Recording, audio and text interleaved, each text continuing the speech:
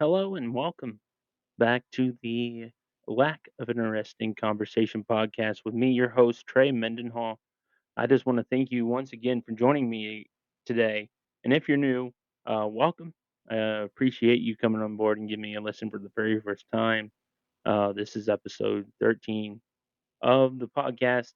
So if you like what you hear or want to get to know what else we cover here on the Lack podcast, just go back and listen to our previous 12 episodes here, and I would really appreciate it. Also, just make sure you give a rating if you can on these episodes on for the podcast. Make sure you follow us. Also, subscribe to us on YouTube, which is the home of the exclusive home anyway of the video version of the podcast. I appreciate it. Thank you so much for all those who watch on there. Make sure you like us on there as well. Like the follow the YouTube channel, which is the Lack of Interesting Conversation. Actually, at this Trey Mendenhall on that on the YouTube.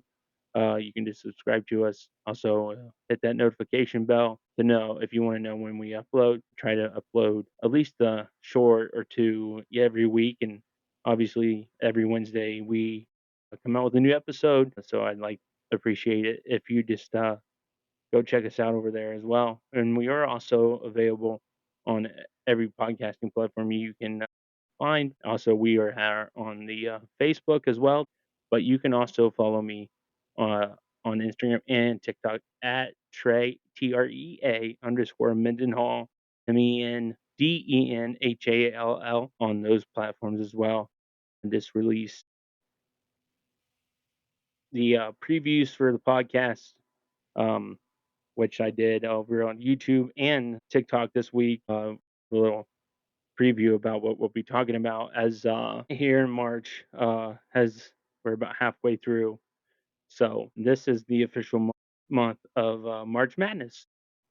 Obviously, it's in the title. So the college basketball tournaments are getting ready to be underway here, and this is what we'll be talking about today on the podcast here. I would just also on the ESPN Fantasy app, which is what is the app that we that I personally use, like for fantasy football and obviously for the tournament for the bracket challenge here.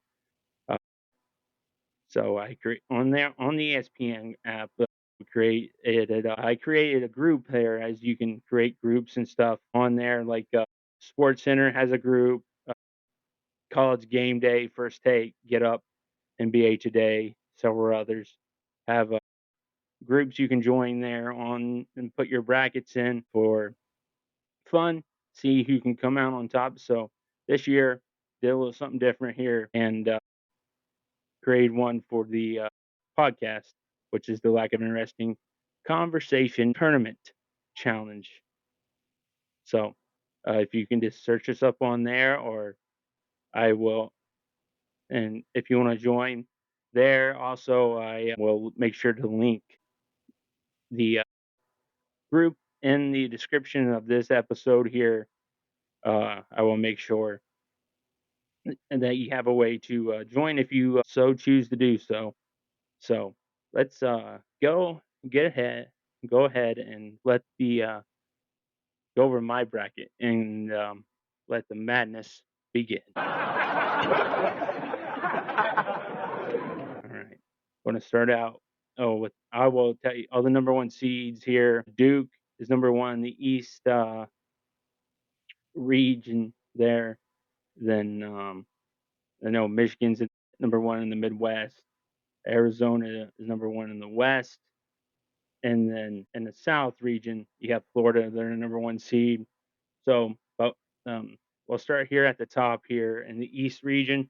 The number one seeded Duke Blue Devils take on Siena. Obviously, Duke, big name brand, just like the Dallas Cowboys in the NFL, the New York Yankees, and Major League Baseball. Um, I guess, or the Lakers in the National Basketball Association. Always get the big name target on their back. A lot of people don't like them. They take on the number 16 seed Siena. I have Duke moving on here.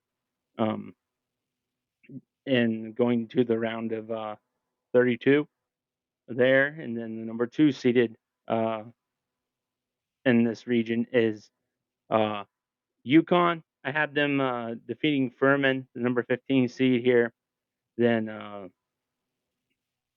number 3 seed in this region is the Michigan State Spartans. I have them defeating North Dakota State and DSU. Ironically, they're and that their football program is getting ready to move up to the big boy level. I know that program was pretty dominant for years at the FCS level. They didn't win a championship every year, but they always were in it.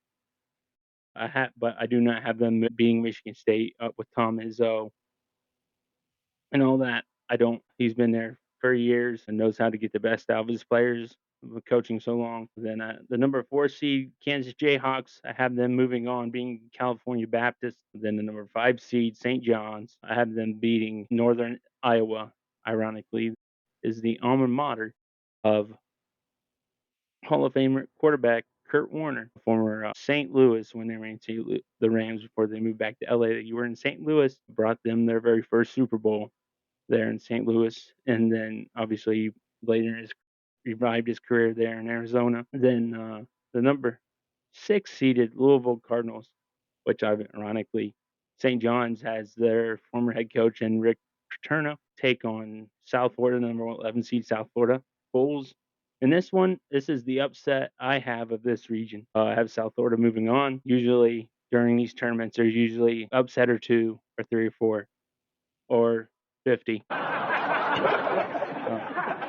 in this tournament. So um, that's one I called. Then the number 7 UCLA Bruins, massive history, basketball history from a long time ago, taking on the number 10 seed UCF, Central Florida. Have Central Florida moving on there, and then the 8-9 seed, I have Ohio State beating TCU. My wife's alma mater, Ohio State. She'd probably be upset if I didn't pick Ohio State. But then as we go into the East region here, I'm gonna just go through each region, then go to my Final Four, and we'll have my Final Four teams after I'm done with the last region here. I have Duke taking on Ohio State here. I have Duke beating Ohio State, uh, advancing to a Sweet 16. Then I have UConn, the number 2 seed, UConn Huskies moving on, beating UCF. Um, then Michigan State coming over, my upset of this bracket, of this region anyway. Uh, South Florida, then St. John's moving on past Kansas. Then my Sweet 16 in the East region consists of Duke taking on St. John's, then UConn taking on Michigan State. I have Duke and UConn both moving on, and then in the Elite Eight, the finals of the East region before the advancing to the Final Four. I do, even though UConn, their coaching staff, they've been won this whole thing a few times, a couple times over the last few years. I have Duke advancing to the Final Four, which is probably their first Final Four in a long time. Then we go to the South region here. I got the number 1 seeded Florida Gators. Boo! Just kidding. Even no, I'm a Tennessee fan. Florida, not a big fan. Anyway, but they're taking on the number 16 seed, whether that's a playing game, PV or Lehigh or Providence. Maybe could be wrong about that, but I have Florida moving on. Then number 2 seed in the South region is Houston. They take on Idaho. I have Houston moving on. That program has obviously had their day in the sun in previous years ago. Then I have the number 3 seeded Illinois Fighting Illini beating Penn, the Ivy League school, which is pretty cool. Ivy League schools usually don't show up in these tournaments very often. It's pretty cool that they're there. That's awesome. But I do not have them moving on. The number 4 seeded Nebraska Cornhuskers, I have them we're not taking on. I have them beating Troy, which is the alma mater of former Cowboys and Broncos DN slash outside linebacker Demarcus Ware. Um, I have them moving on to the round of 32. And the fifth seed is Vanderbilt. It's a big rival for Tennessee, obviously, since I'm a Tennessee Volunteer fan. Taking on number 12, McNeese. Vandy moving on there. Then the number 6 seed, North Carolina Tar Heels, taking on the number 11 seed, VCU, who had a run years ago. I do remember them being one of the Cinderella teams, as there's always seems to be one in this tournament. But this is my upset of the South region here. I got VCU moving on, and then the number 7 St. Mary's taking on number 10 seeded Texas A&M. I have an A&M moving on here. Then the 8-9 seed, probably the closest matchup of the brackets of these each region. These teams probably pretty close. Clemson versus Iowa. The Clemson Tigers are the 8 seed. Iowa is 9. But I have Clemson moving on here to the round of 32 to take on the number 1 seeded Florida Gators. I have Florida moving on here.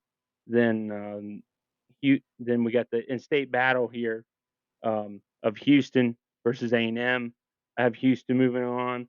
Then the number 3 seeded Illinois taking on the 11 seeds VCU. Sorry, VCU. Even though I talked about your Cinderella run a few years ago, I do not have you going on another one. You won your first round uh, game in my bracket, but I have you losing to Illinois. Then I have Vanderbilt. Yes, Vanderbilt moving on past Nebraska. So then we go to the Sweet 16 here. Obviously, I got Florida taking on Vanderbilt and Houston taking on Illinois. So, but then this is probably might be the biggest upset in terms of all the teams I have at this point. Um, I have Vanderbilt moving on. I have them beating Florida. Obviously, both SEC foes. So, conference team, same conference teams. They know each other just like in football or any other sport. They know you the best out of compared to the rest of these teams. Even though you don't have to know it, certainly know a team very well to beat them. But I think this might give a Vanderbilt the advantage, as if they make it this far, it might be their best overall overall sports uh, season in the history of the school. Then I have Illinois beating Houston, but they advance to the Elite Eight, which is the final of the South region.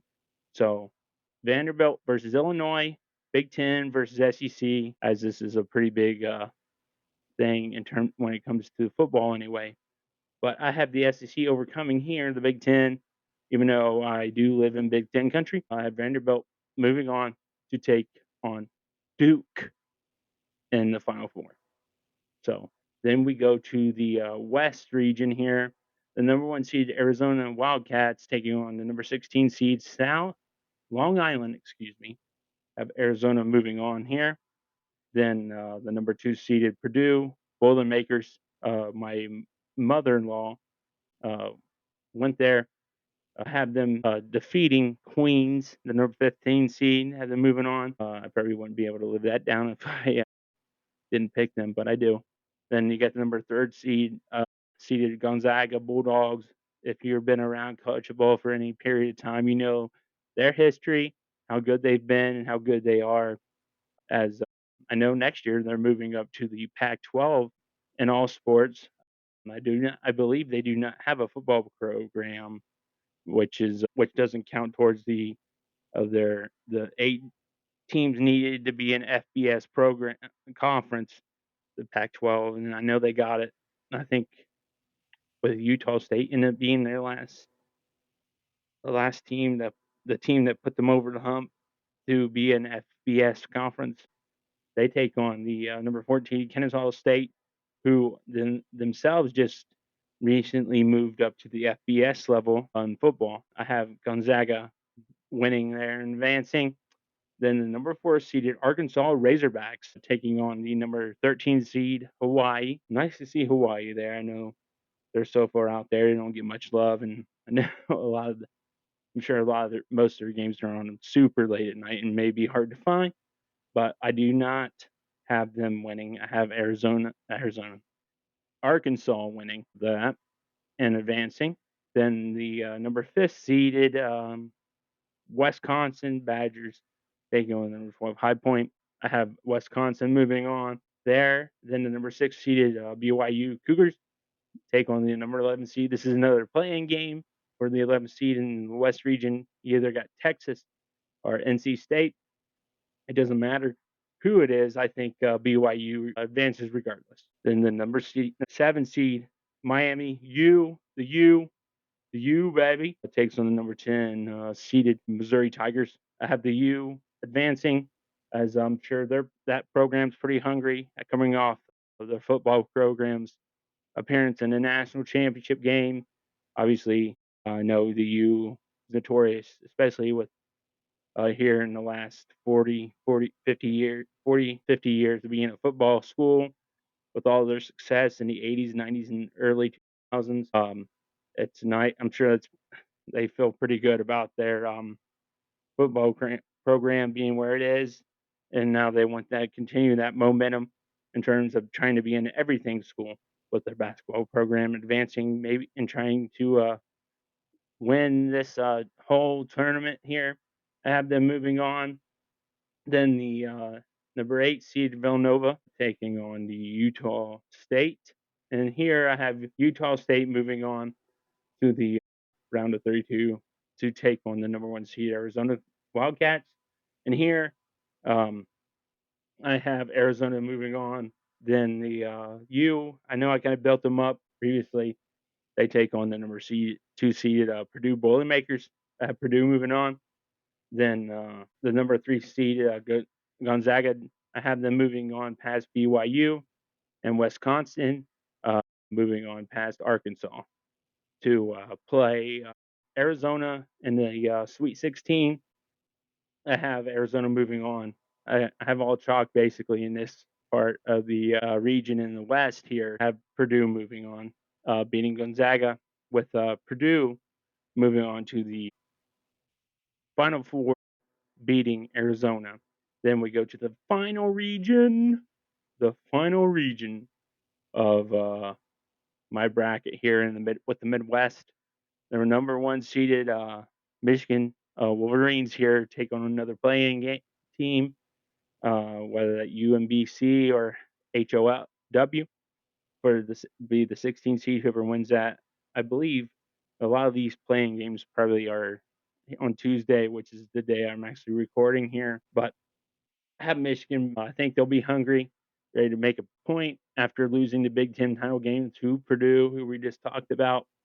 It'll be interesting to see how they come out and play. I think they'll do well. Well, if they don't, we'll know that they're probably still looking back at that Big Ten championship game. But hopefully, it lights a fire up under them, so they are somewhat embarrassed. Then you got the number 2 seed Iowa State Cyclones versus the number 15 seed Tennessee State. Um, it's to be honest, to see any Iowa State team, especially with how bad their football program's been in throughout their history. I know recently they've had some success, but that doesn't mean you don't have success in other sport programs in their school has. It's nice to see them actually do so well here. I'm sure their conference, the Big 12, is pretty excited that they got the number 2 seed here, and I have them beating Tennessee State. Then you got the number 3 Virginia taking on Wright State, another Ohio team, a small Ohio team. I have Virginia advancing here. Then the number 4 seed Alabama Crimson Tide, probably outside Vanderbilt, Tennessee's number 1 rival. The dislike between both fan bases is pretty high, but I have Alabama moving on here. Then you got the number 5th seed Texas Tech Red Raiders taking on Akron of Ohio. And this is probably the biggest upset of the tournament, in my opinion. I have Akron beating Texas Tech here. Pretty crazy. Then The number 6 seeded, Tennessee Volunteers, who have been up and down all year, when showing flashes of how good they can be, then going stink up the room and lose horribly to teams and who they just lost to Vanderbilt in the SEC tournament. They've had some pretty bad losses this year. They will take on the number 11 seed, whether that be SMU or the Miami of Ohio, who just lost their very first game in the MAC tournament. We'll see who comes out on top with that playing game. But I have the Volunteers moving on here. How could I not?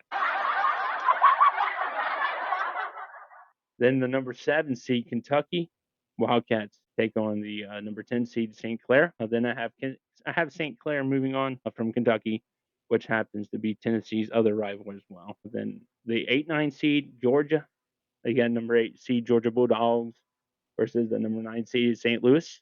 I have St. Louis winning here to take on the number 1 seeded Michigan Wolverines, and have Michigan moving on. I think they'll be hungry enough. I think that loss to Purdue lit a fire up under them, and I think they move on.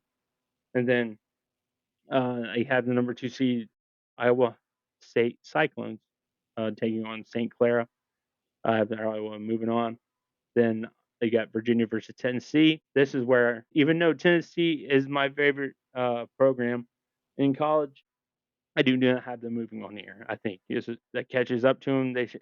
They'll probably come out and play like crazy and um, maybe get out to a big lead, then find a way to choke and let Virginia back in the game and win it. Heck, Tennessee could even lose the first round game for just the way they play this year. Then Alabama versus Akron as the last matchup to go here in the round of 32 in the Midwest.